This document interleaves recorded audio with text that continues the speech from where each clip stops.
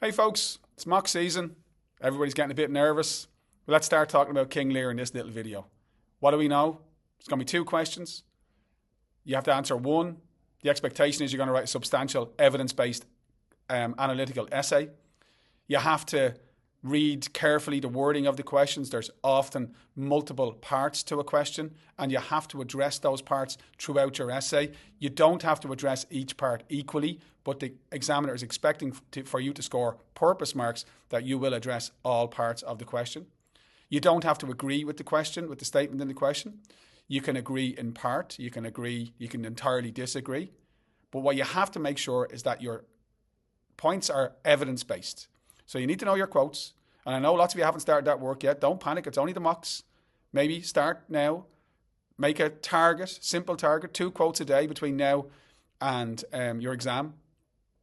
That'll be a great beginning that you can carry on through then after your mock exams. If you were to take my advice, I'd download the app, the Grinds 360 app.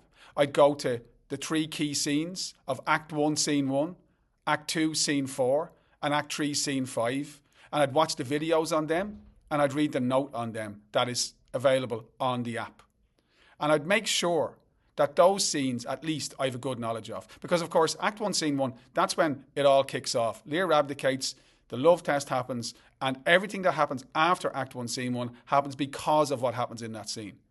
Then Act 2, Scene 4, of course, for Lear, and he is the central character, that's the climax scene, that's the turning point scene. That's the scene where he realises the truth and he goes mad and out into the storm, and his suffering is heightened, and that suffering, of course, leads to his redemption. And, of course, then the final scene of the play, Act 5, Scene 3, that's where we see the end of the story, how the plot strands unravel, how Lear's story ends tragically and why it ends tragically. So King Lear is an eponymous character. In other words, the play is named after him.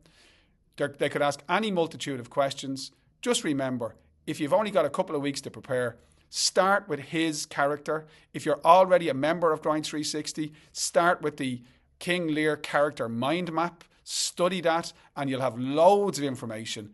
The most important thing is that you write answers which are informed, question-facing and analytical.